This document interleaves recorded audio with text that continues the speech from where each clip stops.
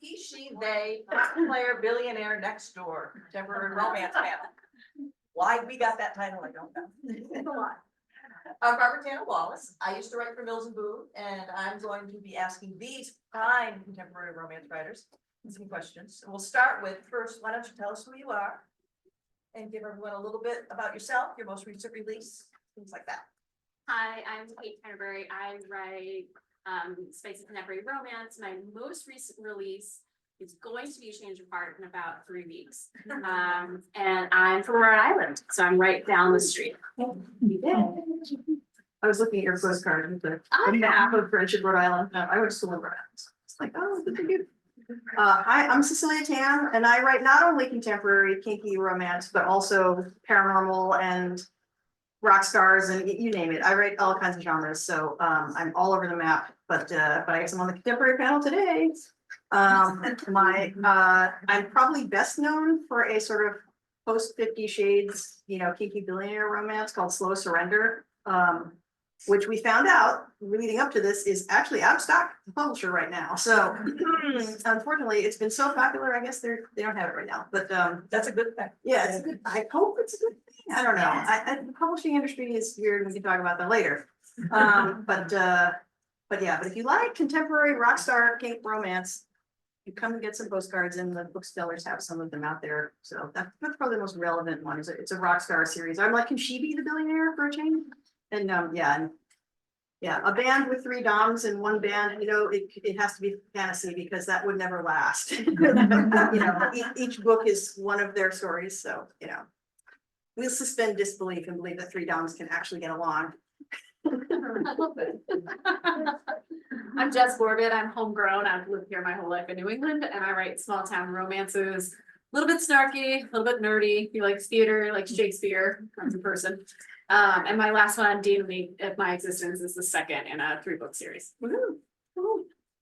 So now, how many would you, since it was supposed to romancing the romantic comedy, how many of you would say that your books are romantic comedy versus contemporary? I think a lot of that is a publishing decision. I'm not sure I had much of a say in it. Yeah. I wrote this thing, and then Penguin said it's this. And RomCon was really selling at the time, so it was a swerve to try to make it more rom-com than sort of a contemporary. Yeah, mine are definitely contemporary. The humor is very sarcastic if it's there. It's sort of understated, I guess. But especially when you're dealing with kind of kink and BDSM, they always want it to be like really kind of gritty and dark. But in that way, mine is not as dark as a lot of them because I try to be very realistic about it. And like accidents happen in bed, this kind of thing. Like I don't know how many of you have ever been to a BDSM play party, but everyone expects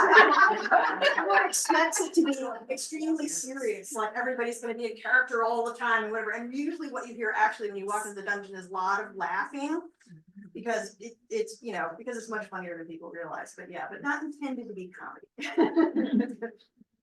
I think some of my more recent titles fit squarely in a rom-com sort of place. I think if you read any of my Walsh series, those are not rom-coms. But it is fun to write things that are lighthearted or predominantly lighthearted. You can still have big emotions. You can still have lots of conflict and external and internal issues, and it still be like predominantly lighthearted fashion. Okay, well then I can also ask my romantic comedy questions. That was really for me, so. Okay, so no, but one of the things when I was asking a friend of mine who writes romantic comedy, and we were talking about when I first started out, it was in the 90s and the early aughts, and you had Jenny Cruzy, Susan Elizabeth Phillips, Vicki Lewis Thompson, and so now, and then it kind of went out of favor, and now it's back. And why do you think like suddenly it's huge again? I mean, do you think it's because of the state of the world? Do you think it's just people got tired of dark romance? I think everything goes in cycles in the publishing industry. It's like the industry is always looking for what's going up and what's going down, and then they try to dictate to the readership what you should be reading. And this drives me crazy because it's like, if you go to the grocery store, nobody's like, oh, vegetables are not in now. So we're selling fewer of them. Please spend more time in the cereal and bread aisle. You know, like, that's not how it works. You have the things you want and you like, and you're gonna keep buying them and reading them, you know, so I don't know. I've been told, I've been publishing now for over 30 years. Every year I get told that paranormal was dead. Every year, even the years where there were more paranormal bestsellers than anything else, we are still, then it's like, well, it's dead now because now it's been done. And it's like, so yeah, so I think honestly, it's the industry. It's not, maybe it's a little bit like, okay, I want to read something more lighthearted because the news is so grim, but you know, like,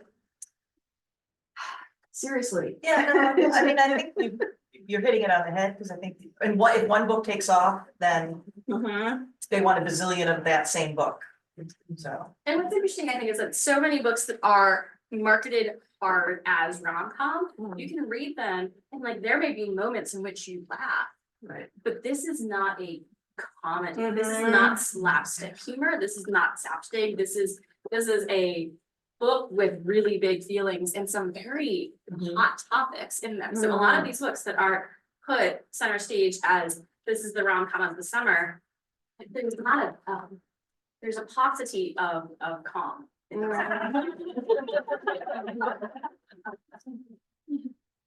You wanna weigh in too, Jessica? Or you- No, I think I agree. It's very cyclical, right? And I agree. I mean, well, no one's reading it now Right. because it was read 10 minutes ago. And you're like, all right. Yeah. Yeah. Yeah, no, and well, to your point, my friend that the romantic comedy author, she's like, well, ask them how many LOLs differentiate a romantic comedy and contemporary that's just got really funny dialogue. Right. Yeah. Right. And Right. I think that you're right, the industry's just kind of decided. So, and going with that, speaking of trends that come and go, and which was also big in with Vicki Lewis Thompson, cartoon covers, yay or nay? They were really huge the last time romantic comedy. I'll say this about the cartoon cover trend. Like when it first came, there was two things happening. One was a crossover between YA, which always had some illustrated covers, and sort of the adult readership.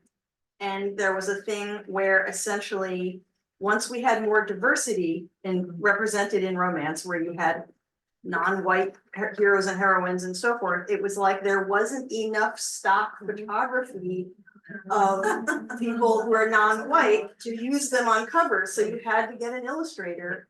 And then they discovered that the illustration was also less politicizing than a photo of I don't know, a Bollywood themed romance that had an Indian man and woman on it. Somehow cartoon people wearing sari and whatever was somehow less in your face, at least into the industry was less in your face than, you know, and then everyone started doing it. You know, there was a moment where it was like, okay, you could be pretty sure if you picked something up, a contemporary romance with a cartoon cover, though, that it was because there was going to be, you know, either it was actually a gay book or it was actually a, you know, a diverse cast of some kind, right? And then now everybody's doing it, so. Yeah, but trends, right? Trends, I'm a big yay because both the final are. right, It would feel kind of weird to swerve from that. right. I just find them very accessible, very, pretty when they're out on tables and it's not a big mental lift. You just kind of see them and you pick your. Well, I like them.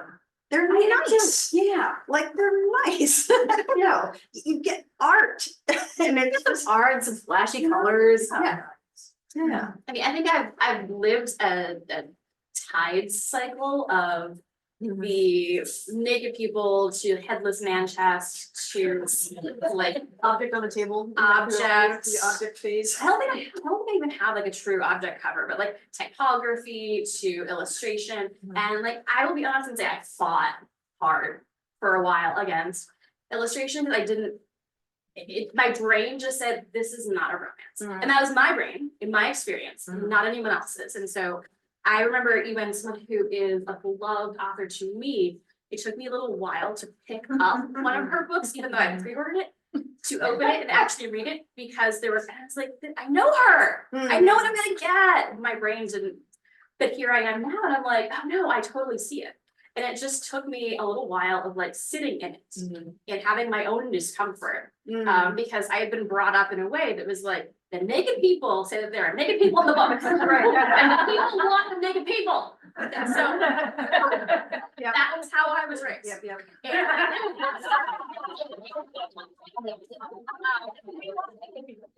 Like you know what you're gonna get. I promise you, they will be nude. And so like that was, and those, quite frankly, did really well for me. And a lot of you brought me some of those covers today, and we all look at the cover of one particular book and say, that is Doctor's Journal. And like everyone hates that I changed that cover. And so the thing is, like, it's another cycle.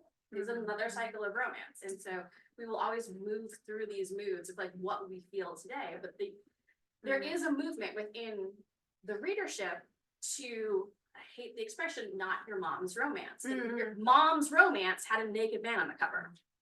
And so it can't be our romance if it has a naked man. So it's got to have something else. And so I have lived in a swamp of like, what do I want that to be? And I don't have the answer. What's coming next? What's coming next is people engaged in like a pretty intense clinch, but they're illustrated. Okay. And I have step back art that I commissioned. It's like a lot more steamy for that clinch, but because I would never get the exact image I wanted, even if I had it commissioned through an exclusive photographer, because of body types and people. And I would spend a year trying to find the exact person I wanted, and I didn't have the time for that. Yeah, so you're saying so much more similar to like a historical cover. Yeah. So what other things have shifted in contemporary? I mean, when I started writing, there were a lot of the taboo subjects are now mainstream. So what sort of things have you seen shift? I mean, Cecilia, you've been in 30 years, so what have you seen? Yeah. I mean, when I first started writing it, we used to be told like a bad boy romance was somebody who had failed out of medical school. Like, you couldn't write bikers, rock stars, this, that, whatever. I mean, but back then they didn't want werewolves either. So, go figure. So yeah. So it's like, but society's norms have changed, right? It's like now, do you remember tattooing used to be illegal in Massachusetts? I was telling someone this recently and they're like, oh, when in the like 70s? And I'm like, it didn't get legalized here until the year 2000. And I was like, yeah.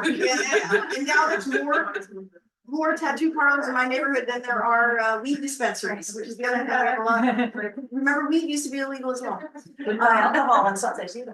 Yeah. So it's like society moves forward. The thing that I think is interesting is that age of heroines keeps getting older.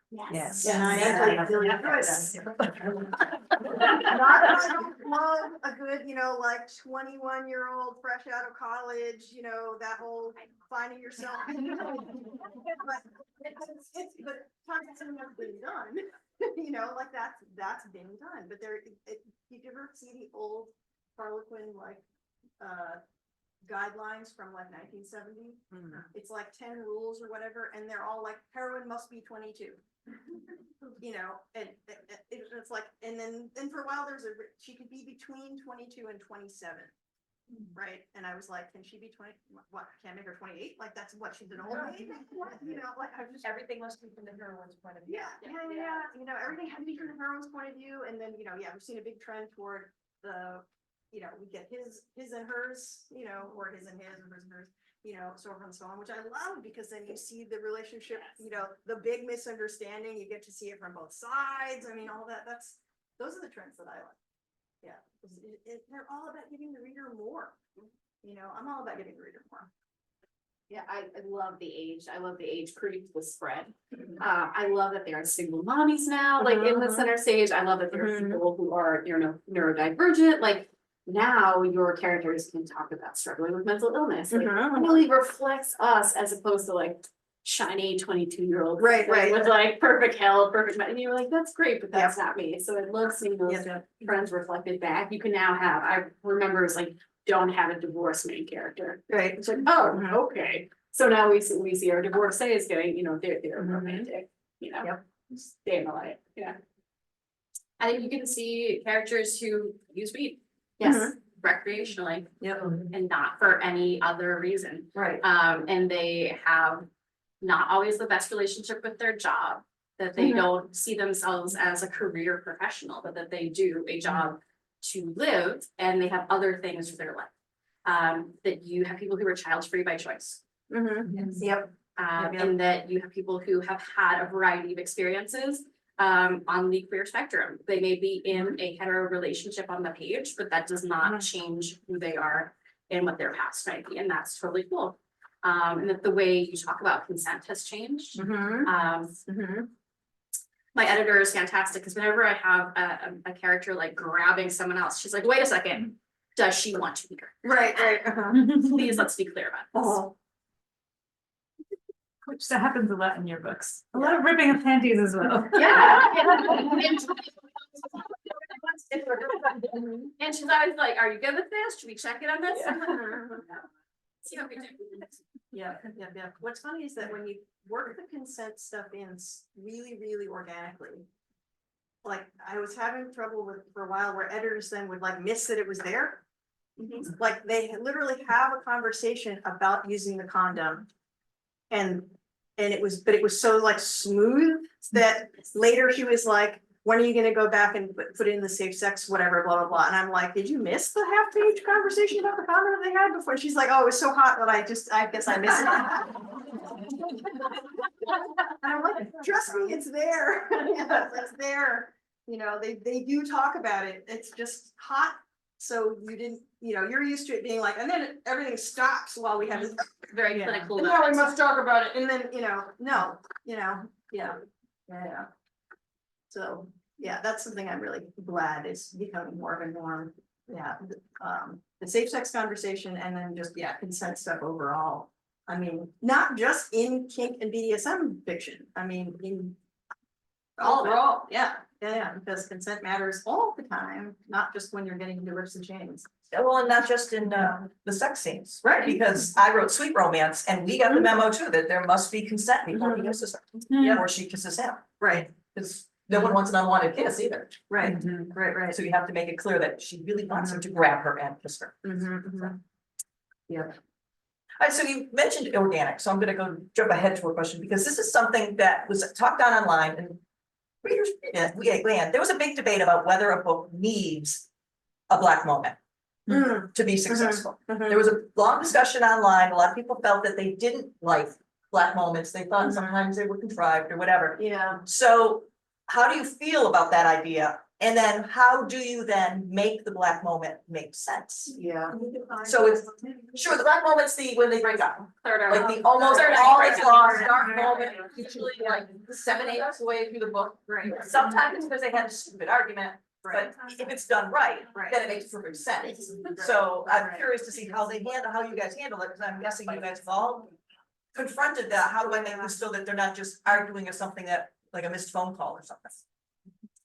I always know what it is before I start writing. Like I know like what will be the reason that they, whatever happens, like I don't always have a third act breakup proper, like, but there is an event that causes them to have a disagreement, go to their corners.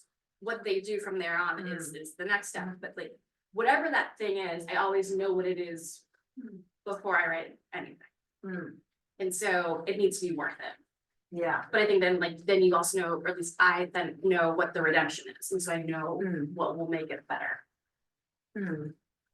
Yeah, I do think in contemporary, it can be harder. I always struggle with this in my editor, which is the, why can't they be together right now moment?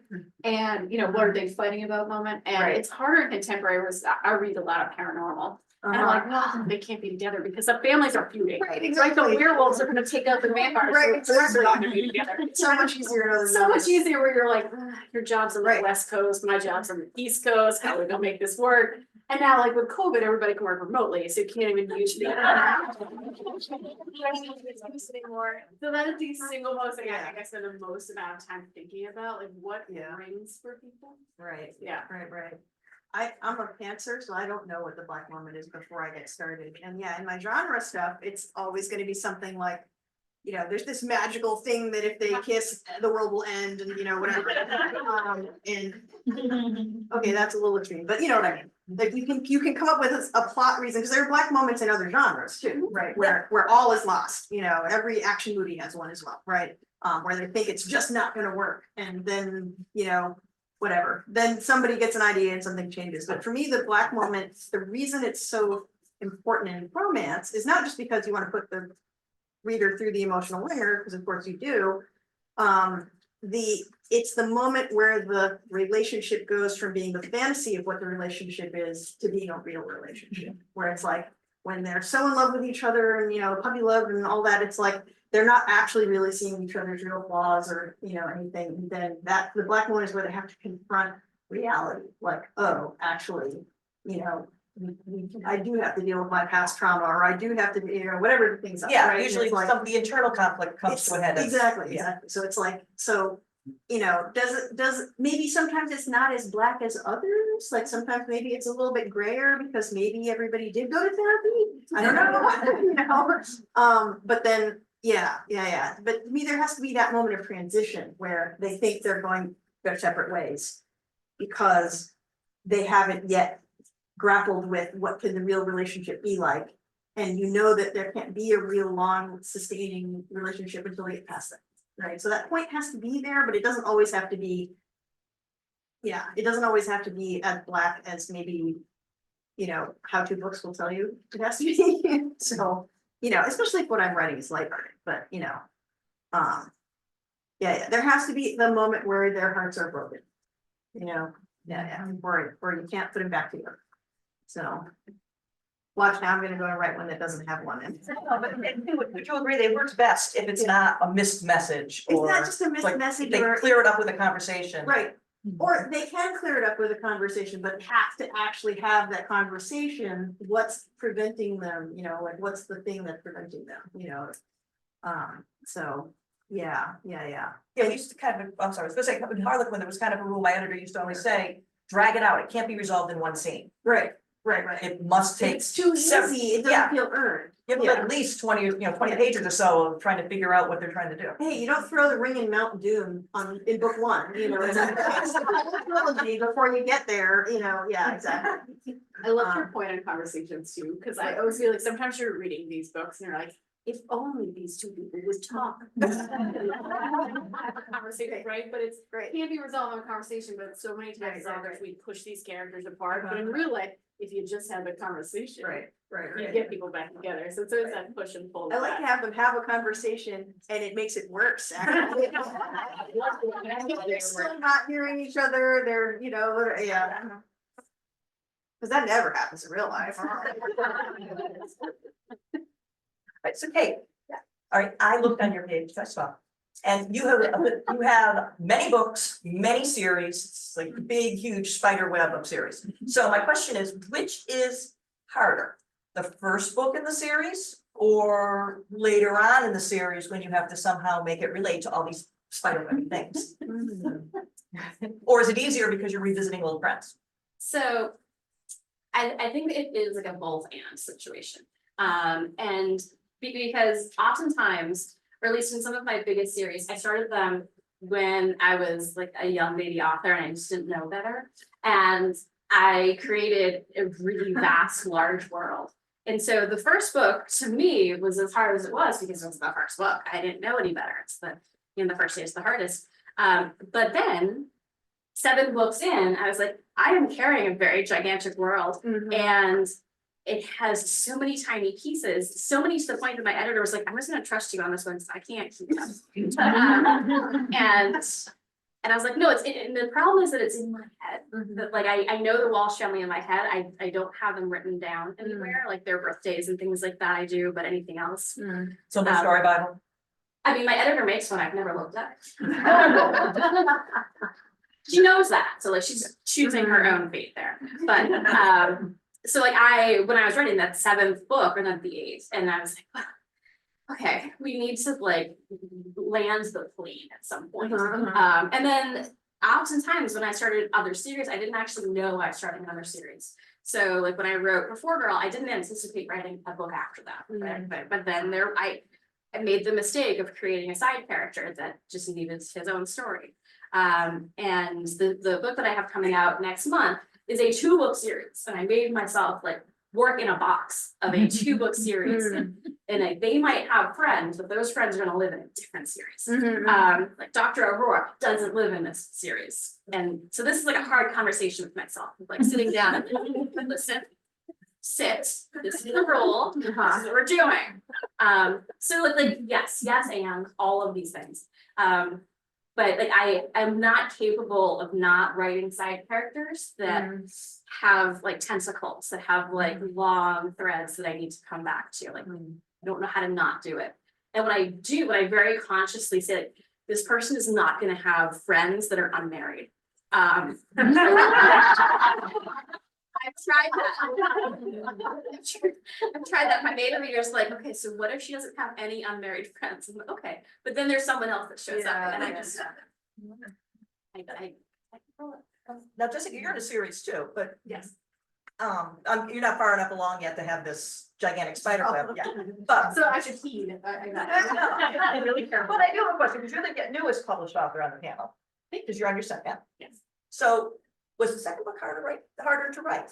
No, I would say the first book, and I think a lot of that is editorial control. Like when you're first one, you're not getting a lot of editorial control, you're just getting a lot of oversight. And I had actually written the second book first, but my editor felt that the first character, was the middle sister, was just more palatable. And so she was the villain in the first book, and some of them, the trick was to make her the romantic hero of the second book. And I was like, let's get fun. This is fun. Yeah. So I have a 5-book arc planned out. Cool.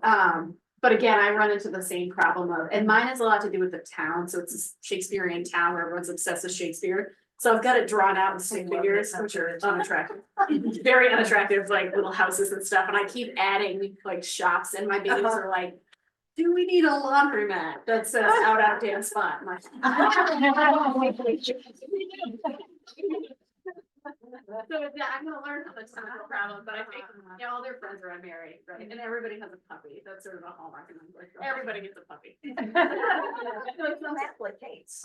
You need a map like she did. I do need a map, but not one I drew myself.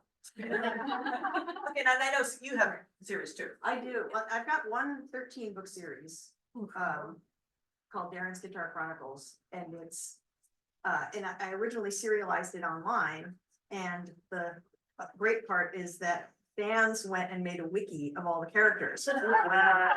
And so there's a wiki on the site where anytime a character's full name appears, it's a link, and you can click through to read that person's little, capsule bio that the fans wrote. And I had to use it all the time.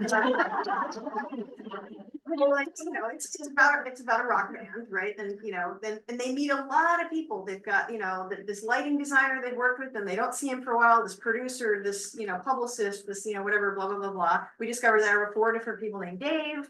I mean, it's realistic, right? I mean, there's so many people. I know so many people named Dave, right? But then the wiki distinguishes which Dave is which, and so forth. Sometimes people got last names, sometimes they didn't. Sometimes they couldn't remember their last names, whatever. And now it's like, oh, I can look it up. Excellent, yeah. Do you guys ever find yourself confused? I mean, the two of you, just really with so many characters, do you ever find yourself confusing them?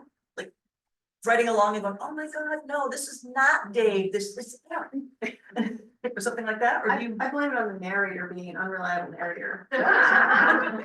Darren can't actually remember anything, so you have to kind of pass it off as oh, sorry, I keep forgetting his name is Archie and not Dennis, whatever, that kind of thing. So They are like people in my head in a way that is, when I say that out loud, most people get a little concerned. And like, I usually have to like caveat the whole thing, but like, there are people in my head and I hear their voices, and if I like, so in a regard, like, I know them as individuals, and so it's easier to keep them straight. It is nice to not have to talk to all of them at once. Then, like if I tried to talk to all the people from one series at a time, it's a lot.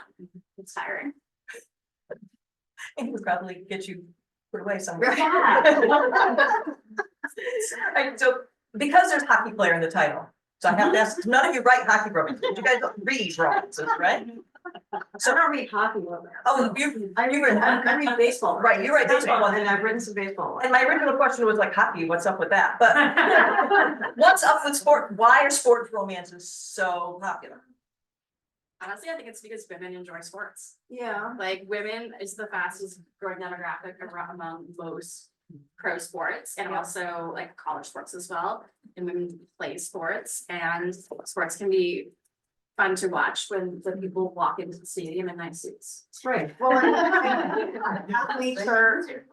athletes are good for cover models. I mean, you know, especially in things like hockey and baseball where they're, you know, sort of kind of normal looking guys under the uniform. They're not 7.5 feet tall. They're not, you know, whatever, although that can be cool too. But you know, not my fetish, but I know other people are into it. And sports gives you a metaphor instantly for the whole book, you know, and whatnot. So it's just like, you know, everything's got a metaphor in it, right? So it's like if your hero is a chef, I actually got told that, oh no, people don't buy books about chefs. Oh, they missed that whole lesson in chemistry thing. I was like, are you kidding me? You know, I mean, it was just, when I pitched this Rockstar series, I had first pitched them on a chef series, and they're like, no, nobody's interested in chefs. And I'm like, have you not watched the Food Network? Have you not seen it? And they were just like, no, do those books indie if you want, you know, kind of a thing. And I was just like, because there's so many like food love metaphors that can be in there and, you know, so forth and so on. But then, yeah, sports gives you a whole metaphorical, you know, sort of basis for that's, you know, winning and losing and competition and teamwork and just all that stuff, you know, so, yeah. And having community, Yeah, the found Mhm. family. Yeah. that's not Correct me us. if I'm wrong, but a lot of them, and I could be wrong about this, because I don't read a lot of sports romances. And one of, but a lot of them are same-sex romances, a lot of them are gay romances. There are So- a lot. Is that because it's just kind of a flip on the regular romance and you can just flip it and be I mean, men and You know, it's. they've got a bunch of sweaty guys together all the time. I mean, you know, Ancient Greeks. seriously, yeah, I don't know, but yeah, I mean, there's the whole idea of, I mean, one of the reasons why contemporary gay romance has so much sports is because it's like, well, this is a very male dominated milieu. There's no women in the locker room. There's no, you know, whatever. And so as opposed to being like, well, I'm gonna write this gay contemporary thing, but I'm just gonna leave out all the women characters. You know what I mean? It's like you just give yourself a very male dominated milieu and then you don't have to worry so much about it. Of course, for me, there would be the one like nosy woman reporter character in the locker room who's, you know, who's fought the Supreme Court for the right to be there, you know, that kind of thing, but that's me. So, but why do you think it's only certain sports? We'll let Jessica weigh in too, because she's. Well, dude, I've been waiting for my contemporary pickleball. No, it's honestly, you know, you don't see a lot of soccer romances or golf romances, Yeah. or like, are we gonna see a bunch of WNBA romances now? I'm sure we will. So, Yeah, I think it's trends though too, where, you know, like, so this hockey started to take off, and so, and because there are straight hockey romances also, Yep. you know, it's not gay ones. But so, you know, let's have more hockey, maybe it's something about hockey. You know, the publishers don't know why readers really like it, so they just want more of it, you know. so maybe they would like pickleball. Yeah, I think It's they, coming. well, do you remember I don't know how many of you read the NASCAR romances? There was. And F1 is Yeah. really huge There was right there now. was a whole NASCAR branded series of romances that were, you know, They were what got sponsored by the league, you know, and they would, and they had, you know, people who had written Harlequin romances before and be like, you want to write a NASCAR one, and then they would like fly them down to meet the team and, you know, meet the pit crew and all that kind of thing, and then the hero would be a fictional NASCAR driver, not a real one, but then usually there was a cameo by some real NASCAR drivers in there, you know, so it wasn't about Jeff Gordon, but Jeff Gordon gets to appear in the thing, you know, that kind of thing, whatever, and it was just, and some of them were kind of fun, you know, and of course I read some for, you know, research. You know, you go to a lot of romance conferences, you pick up a lot of books, you read them, I mean, you know, so they were fun. I think that one of the challenges we see with sports romance is that it doesn't reflect racially the makeup of those sports. And that the one place it does is So we see a lot of white players in the NHL and we see a lot of white romances in hockey romance. I am certain that there are more diverse ones, haven't read them. And I think that when we see football and we see baseball, they tend to also be white romances and not reflective of the racial demographic there. But there are some great soccer books. I mean, Amy Dawes has a great series on soccer. Lauren Asher's F1 series is really great.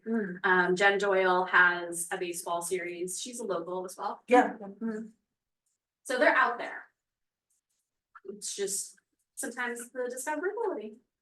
That's another feather story. Yeah. All right, so we're gonna switch gears just for a little bit. I've got a couple more questions and I'll open it up to let people have here. All right, so what do you think is the biggest challenge facing authors today?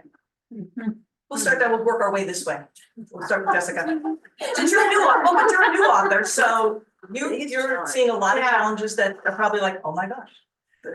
Yeah, well, I think there's a challenge as a writer, right? And then there's more of a publishing challenge, right? Which is I was talking to someone upstairs about this, like, you've got a great idea for a witch romance, but the market is super glut right now.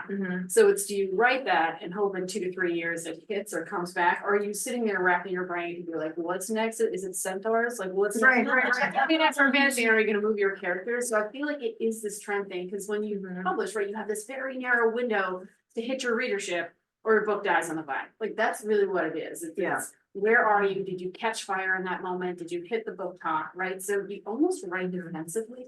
Like, you write with more of a view of like, I would just love to write this story as I need to write a story that sells. And so I think that's a big one. Yeah. Yeah, I also feel like I can't decide which is bigger, the publishing challenge or the writing challenge. Like, the writing challenge is the biggest challenge is always still, how do I block out all the distractions in the world and concentrate on my fantasy world, you know, even though somewhere deep down I'm kind of like, well, maybe I should be putting my time and energy into, you know, solving the energy crisis, or, you know, I don't know, but like, I'm sorry, I'm not gonna solve the crisis in the Middle East. I'm just not, that, you know, me personally, there's only so much I can do, right? And is putting my ideas out into the world in the form of story gonna help somehow? Is it gonna help other people get through a tough time? Is it gonna help other people to see my point of view and make people who are like me more accepted in the world? You know, these are the things that I think are good, right? But it's like, but you have to you can't be thinking about that while you're writing it. If you're, or you're gonna write a political treatise, you won't write, you know, especially when you're trying to dig deep into the emotions of characters. It's like, you can't be thinking about like, oh my God, what are the political implications of this? You know, it's just like, it's not, you can't do it. It will stop you cold. Or me anyway, I'm just like, I have to set all that aside, and then also, you know, the cat litter needs to be changed, you know, whatever, like all the other things in life that you could be doing other than sitting in a room by yourself alone, appearing to do nothing, right? That's what writers look like. It looks like we're not doing anything, right? And what is it? It's like, yeah. And then the publishing challenges, and then the thing that you're writing, how do you reach that reader? And there are so many layers of industry and stuff between you and the reader. And it's like, even when you're publishing indie, it's like, how do you find them? How do they find you? You know, do you fight the Amazon algorithm? Do you have to be on all the social media platforms? Well, that then fights against well, now I need to block out the world in order to get my work done part, you know? So that's the challenge for me. It's like figuring out that balance, because the world, you know, needs attention, and you need to be out in it in order to get any attention back. And then at the same time, you need to go to a room by yourself. You know? Yeah, so that's the challenge for me. I think that the thing that sticks out to me right now is the rise of artificial intelligence and the usage of it in all elements of publishing. So from the desire of publishers to use AI editing to AI art on covers, and like, frankly, AI written books. And so I think there's no moment that has ever been more salient for things like intellectual property and creativity. And I mean, I think that we know that like 4 years ago, we were in a really dark place in the world, and we all turned to art and that means something. Mhm. So let's not make a Yeah. machine make it, Exactly. because it's not gonna be very good. Agreed. And if you wanna confirm that, there are plenty of terrible AI books on this right now. Yes, agreed. That's true. Yep, yep. All right, so that was my two last questions. First one, you're at a luncheon or cocktail party, whatever, and a colleague of your husband's comes or spouse or partners comes up and says, hey, you still writing those smutty little books? What's your response? And we're being taped, so be careful. And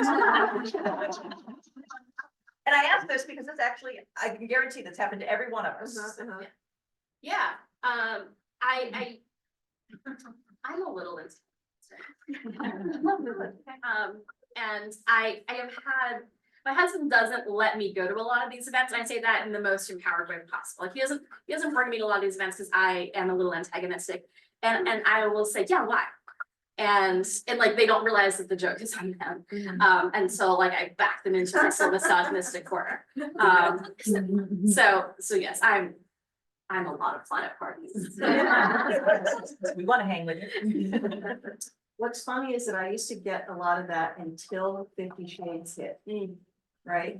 And then it was like all the people who were like thinking they were gonna somehow make fun of me or put me down for writing kink were like, oh shit, actually,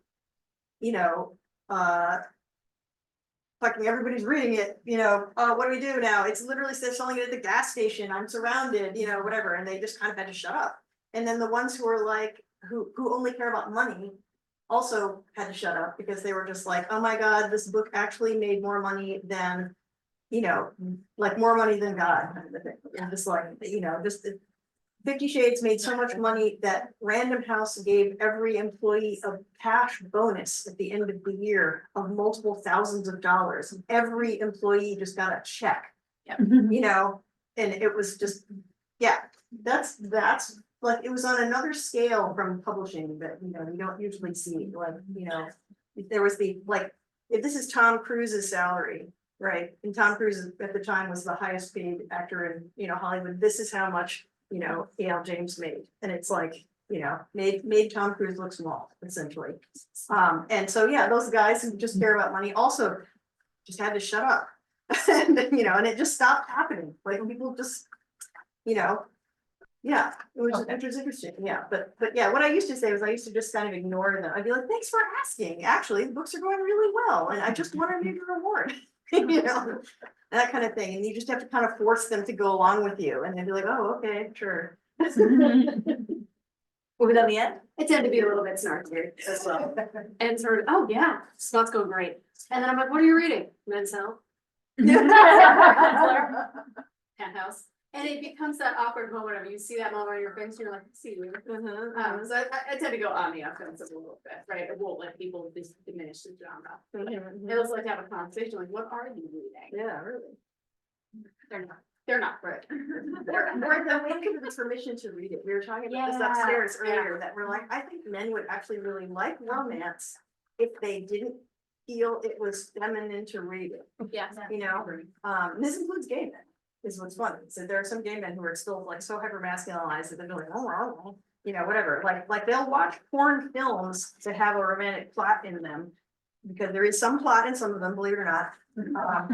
And then, but and it's like, I'm like, is this like body lotion that used to come in a white bottle? And then as soon as they started putting it in a black bottle, then you could start wearing it. That's what I think. Like a can of motor oil, and then it was okay for them to use skincare. And I'm like, what's the way we're gonna package romance so that men have permission to use it? Men have permission to read it. And we were talking about how video games, which is, very male dominated, I think has all this romance mechanics built into the games now, and so forth and so on, and so maybe that's the gateway drug for men who feel like they can't otherwise enjoy romance. It's like, oh, but to beat the boss, I'm gonna have to meet this other character, and then I'm gonna have to, okay, fine, justify it how you want. All right, real quick down the line, and then I'll let other people, because I'm sure they got questions. What are you reading right now? I just finished like in the parking lot as I sat here waiting for you, but every time I go on vacation, somebody dies. And so I love these crossovers of like, it's a little bit of a mystery and a romance, but you're staying for the found family. Like, I like an all-inclusive and it's very snarky. And it's set across like the Italian Amalfi like backdrop, it's sun-drenched, it's like the perfect summer read. Let's see, I just finished Rika Aoki's Light from Uncommon Stars, which has a queer romance and space aliens and a violinist who sold her soul to the devil. All in one book, which makes it fun. I just bought Justinian Huang's oh god, it's got a really long title. It's like The Emperor and the something something. I literally just bought it yesterday. I picked it up at Porter's Bear Books. So that's like, but I did not have time last night to start reading it, so I was like, should I bring it? No, because then I'll sit there reading when I'm supposed to be talking to people. Yeah, so that's next on the stack. I just got a copy of Hannah Bonham Young's Out on a Limb. And I haven't started it yet, but that just hit my device. Had to check in. I lose the title the minute I read the book. No, recommendations are the best way to get to books. So, does anyone have any questions? I'm curious, I don't know how many of you are traditionally published versus indie published, or if you have experience with both, and I'm sort of curious what the difference really is. Like, as a reader, we don't necessarily know what's what, but I am sort of curious from the author's standpoint. I'm traditionally published, I've never published indie, so I don't have that perspective. I would just say indie authors seem a lot happier.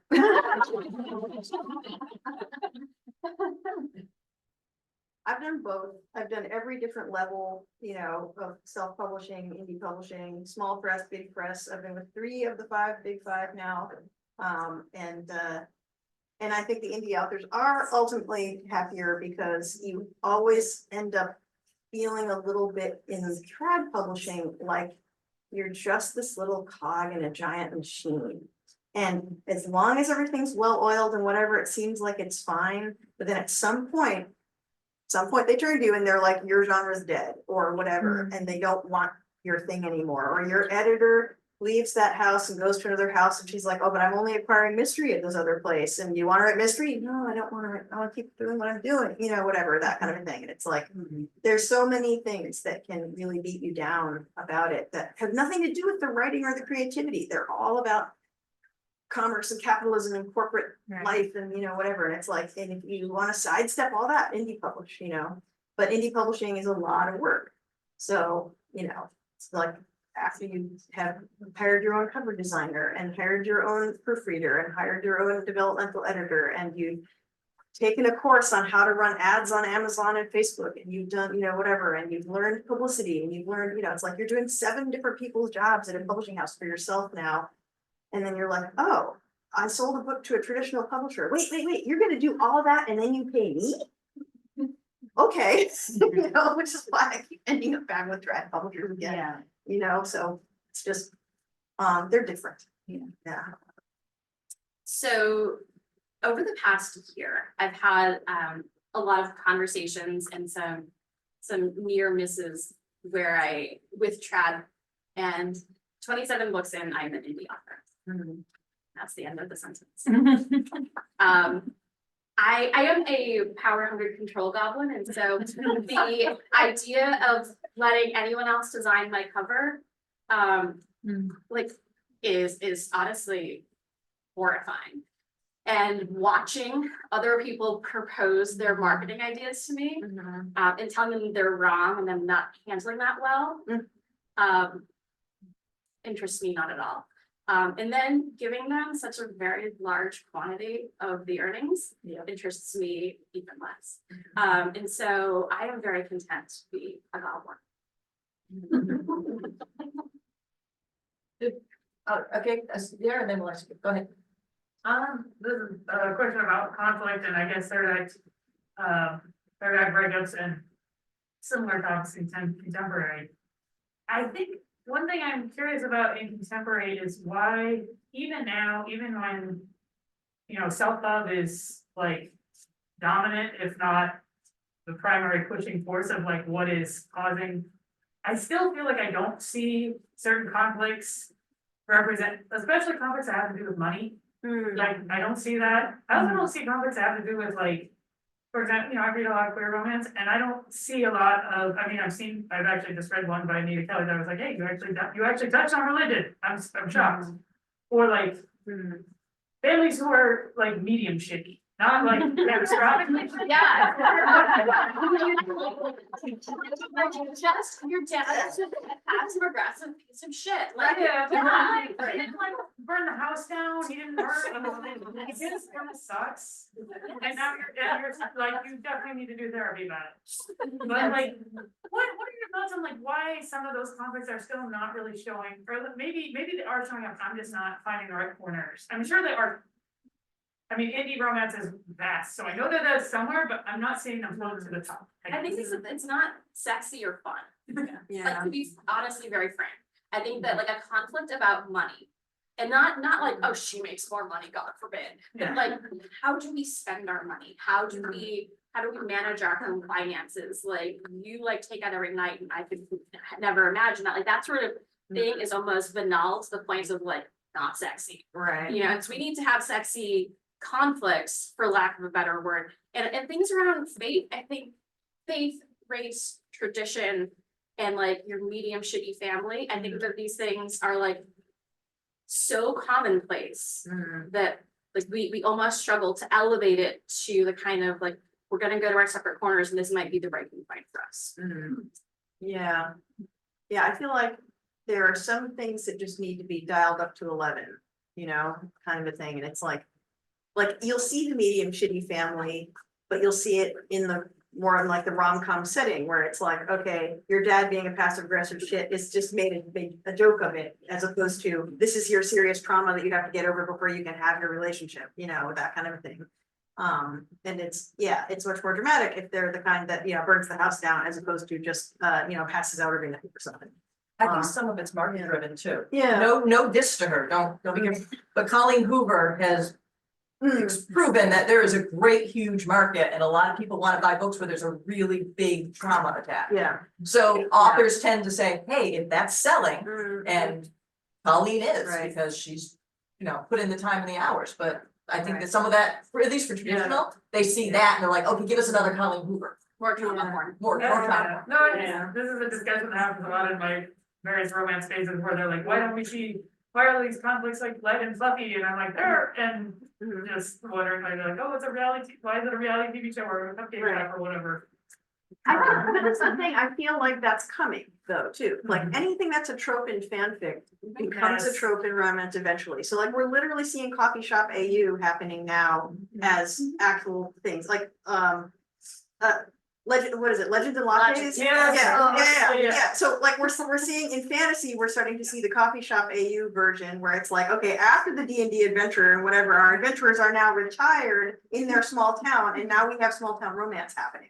Except that there are orcs and trolls and elves and stuff, that kind of thing. And I'm like, I'm here for it, because it's like if fans are writing it, because they're like, in my mind, what happened? What if they were just baristas?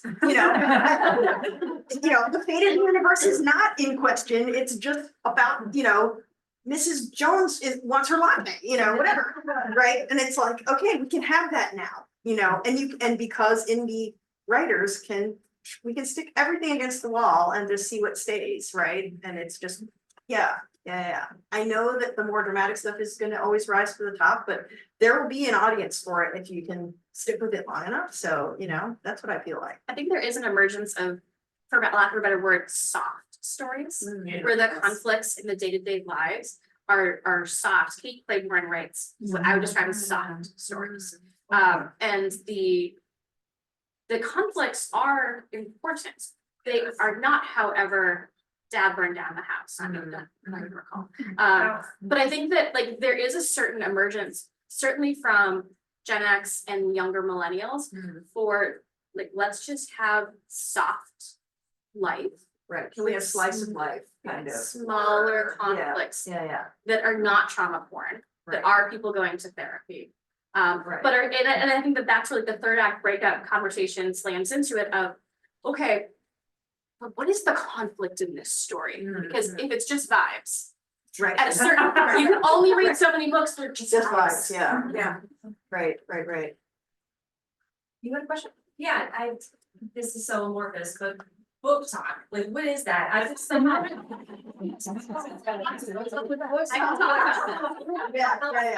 And I just like, I feel like I see so many authors and it's spending so much time in it, it's like not good stuff coming out of it, like, how much do you guys feel like you have to spend in it, trying to get these like influencers to market your books, and like, is it actually driving sales for you, and like, do you think about it? Yeah, so yes, I have an entire staff person whose only job is TikTok. If you ever go on my TikTok, that's Deborah. It's clearly not me. It took me forever to figure that out. Somebody has to know it's girl. And a publisher once asked me if that was my daughter, and I was like, I'm not old enough to have a 30-year-old daughter. Thanks for that. No, go ahead. Oops, that relationship didn't work out. Yeah. But the thing is about TikTok is that Book Talk is a place, and to be clear, on the app of TikTok, Book Talk is simply the videos you get fed. So when someone says, I'm joining Book Talk, that just means that they are looking at videos about books on Book Talk. Can I clarify though, I'm on Threads. Yeah. Like, I'm not even on Book Talk, it just spills over, yeah. everywhere, so it's Yeah. not even just there. It is flood season in the Nile Delta. That's what Yeah. Book Talk is. And so the thing is, that has made life for so many books. I mean, many of my books that were published 5-10 years ago have found new lives from Book Talk readers. And I spend zero time whatsoever chasing down bookish influencers, nor does my assistant. We make videos about my books and then we go to bed. That's it. Right. Some people spend a lot of time interacting with bookish content creators, and that's cool. That might work for you. That's not what we do. Yeah. And the thing is, it is hard to figure out.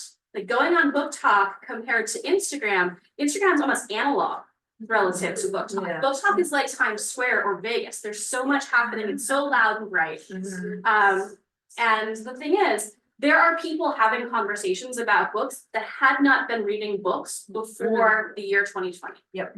Or even last week. There are people who are just picking out books and they are discovering, oh my gosh, I love these books. Much in the way in 2010, people discovered 50 Shades of Grey and say, oh my God, I love these books. So it is just a new emergence of books. And I think that it is a place where predominantly a younger demographic is finding a community. Yep. And I think that that is fantastic.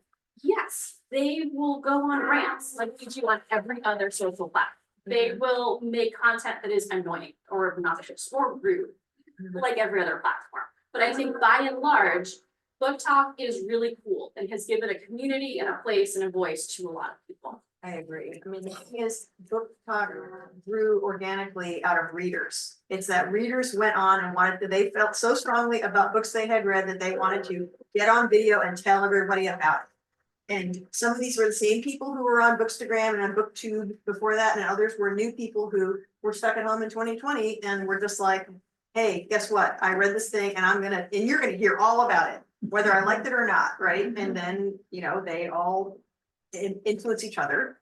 And, authors trying to get into that, it's sort of, I feel like, I agree. I think maybe it's better to just have your presence there on TikTok or Instagram or YouTube or wherever you've chosen, as opposed to trying to really engage them directly. There's been a couple little scandals where people were like, I will pay you if you are a girl under the age of whatever to show my book and some stuff crazy shit like that. And it's like, no, dude, this is called doing it wrong. Yeah. Just like, are you an influencer? It's like, yes, that's on my business card. Which isn't to say that you cannot make relationships as an author with content creators.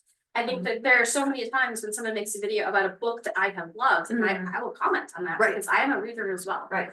And so there are folks that I'm like, I just like you, I dig you.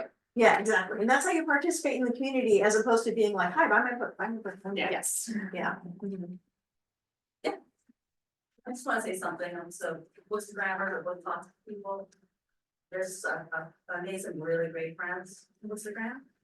And they're not just publicizing the book, some of them are here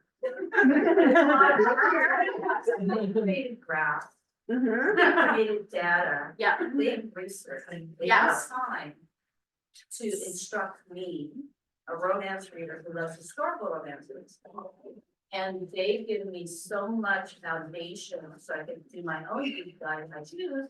If I choose not to, I can always rely on them to provide me the content. Yeah. And then they also provide opportunities to interact with authors, because I've done participated in a YouTube or Facebook chat with Sherry Thomas. Through somebody through Bookstagram. Mhm. And that was just, for me, I was just, and I've interacted with some certain authors on Instagram. Mhm. So book talk, I totally get book talk, it's crazy. But there's different degrees, you just have to find your lane, what Yep. lane you're interested in. And it just opens up this amazing world of not just potential books as a reader and to enjoy, but friends that you meet in real life, and it's me. So Yep. it's- kudos to social media. So there was someone over here, yes, Yeah, I was just gonna ask for advice about, I'm a librarian, so I'm embarrassed to ask this question. But how do you sort through the piles of shit? Sorry. Mhm. To find the good stuff, so, like, and things appear on social and whatever, it comes from all directions and, I know it's not, Kirkus, whatever, I mean, it's hard now. Mhm. And sometimes I have to go to the evil Amazon and say like, does this have like 100 reviews or like 75,000 Right. reviews? At least I know then that like, it's not like Right. some, and maybe it's still good if it's 100, I don't know, like Right. how to find it, how do you find the smart stuff? That sounds so obnoxious, but I mean, quality. It's hard because it is a fire hose. There's Yeah. so much being published all the time. Even if you were just gonna keep with trad published books, not Right. even indie books, like there's so much coming out all the time, right? And it's just. Yeah, and there's no way to keep up with all of it, right? And so I really rely on, I mean, this is why book talk is such a thing, right? I rely on recommendations from my friends. Yeah. Because I don't have time to. Kind of, I don't wanna say waste, no reading time is a waste, but it's like, I don't. Like I kind of wanna know I'm gonna like the book before I even start. Yeah. And so if a friend is like, you must read this, they're usually right. So I'm like, great, that's my next book, and then, I'll queue up a few in a stack Right, kind of right. thing, so. And then sometimes I'll have to stop reading while I'm writing because what I'm reading influences what I'm writing, and I'm like, okay, I need to not. Like pick up the accent essentially from this book into my book, so I have to stop reading for a while, but yeah, no, it's referencing my friends, and then the thing that in my reader, I have a newsletter to readers that goes out every month. The thing people keep asking me for is my recommendations Right. because they want to know, and I'm like, okay, well then my friends need to recommend things to me so I can recommend them to you. Yeah. Somebody has to be the first one to read it though, right? Because somebody has to start this chain. I think too, like there's like Indie Next, Publishers Yeah. Weekly, I find those very helpful, because I figure like, I think you said stay in your lane, like those are books I would naturally reach for anyway. So like you find your, because you're on Google, you're a reader, it says these are the top, 15 thrillers of, April, and you're like, right, so you open that, so I let books Right. come to me, I don't know that I go content shopping, other Mhm. than Indie Next, maybe Mhm. Publishers Weekly, but just my Google kind of curates that naturally. How do you get your books to the top of the slush pile? Man. That's important. If I only knew. Yeah, if we knew. Yeah. any other questions? We can, technically we're over, but people can keep asking questions on. Go ahead. Do you ever DNF a book? Oh, yeah, definitely. Do you feel bad about it? No. What's the question? You ever, DNF. do not finish a book, yeah. What did I say no to? I Do you yeah, feel bad I about don't feel bad about it, yeah, I give a book till page 50. and then I put it down. Or 10%. Yeah, and yeah, and then I put it down, and if I'm not like, damn, I can't wait to pick that book up again, Mhm. then it's a failure for me, you know, and it's like, some people are like, oh, you just have to give me a little more before you get into the whole, but I'm like, I'm sorry, I I'm don't gonna have. get to book 2 to like it. Yeah, no, Novels. yeah, and I mean, I wrote slowest of slow burns you can imagine, where like the love interest doesn't even appear till page 100, I think, so I'm the worst offender in this case, but you know, it's. Like, when I say slow, it's a 13-book series, it's all one relationship, you know, but yeah. I generally, like, I just assume that I'm not in the right mood. Mhm. And so, like, for the most part, if I open a book, I'm a few pages in, and like, I'm not feeling this, I am just not in the place for that. Mhm. And that's often a product of like what I'm working on at the time, where my brain is at, what familiarity level I need with something. I do a lot of rereads, and I listen to a lot of audios. So like I walk about 4 or 5 miles a day, and the only time I listen to an audio is while I'm exercising. That's the rule. So like, if I don't want to exercise, I'm like, huh, am I not feeling this book? And like, but honestly, like I the, need to get my steps in, so I don't like this book. I mean, and it's just like exercise is sanity for me, and so Yeah. like the circular relationship, but like oftentimes you feel like, okay, I'm feeling this book, I want to go out today, I need to make time for it, I need time to listen to this. Yes, agree. In my 40s, I learned how to say no. I feel like this is my 40s era, and so I can have books all the time. Yeah. But I would say up to us like late 30s, I would just be like, no, I can power through this. It deserves it, right? This person like labored over this like it was a baby. Too many things waiting to be read, so, just, yeah, when the to be read pile became a whole to be read shelf. Because I was still in my 20s then, I was like, no, you know what?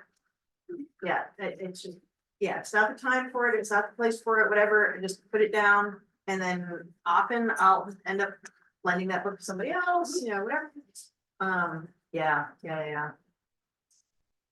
Well, thank you, ladies. I think that.